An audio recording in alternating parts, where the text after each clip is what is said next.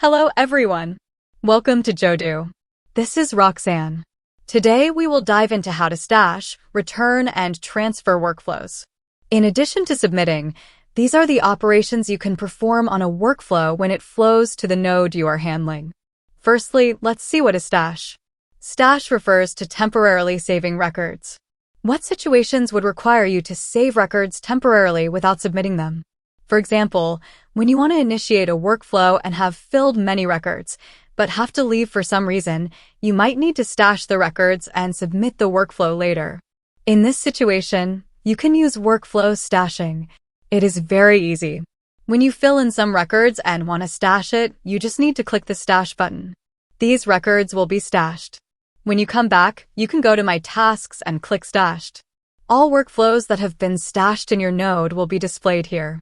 You can continue to process and complete the stash tasks. However, it is important to note that not all nodes have the stash feature by default. The workflow creator needs to enable the stash feature in the node properties of the workflow. Secondly, let's see what is return. When you find the submitted records are incomplete, incorrect, or do not meet requirements, you can click the return button. Then data updated in the current node will be saved, and the workflow will be returned to the previous node. The previous node approver needs to manage these records again. Also, this return feature is not set by default. The workflow form creator needs to enable the return feature and configure it first. You can choose return data to the previous node or to specific node. If you want to return data to specific node, you need to select a node or some nodes and choose flow the resubmitted return node in a normal process or direct to the current node. Click Complete. This return feature is configured.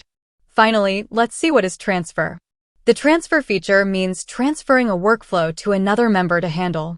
When the initiator selects a wrong approver, or the approver responsible can't handle the workflow on time for some reason, the workflow can be transferred to another one. In Node Properties, the workflow form creator needs to enable the transfer feature and configure it first. It should be noted that the node approver cannot transfer this workflow to just anyone, but have a range of selectable members to transfer to. Because Workflow Form Creator has already set the designate alternate member or members. If there is only one designate alternate member, the node approver can only transfer this workflow to him or her. But if there are several designate alternate members, the node approver can choose a member or some members in this range to transfer. So far, you have learned about how to stash, return, and transfer workflows. I believe you can now handle and manage your work more effectively.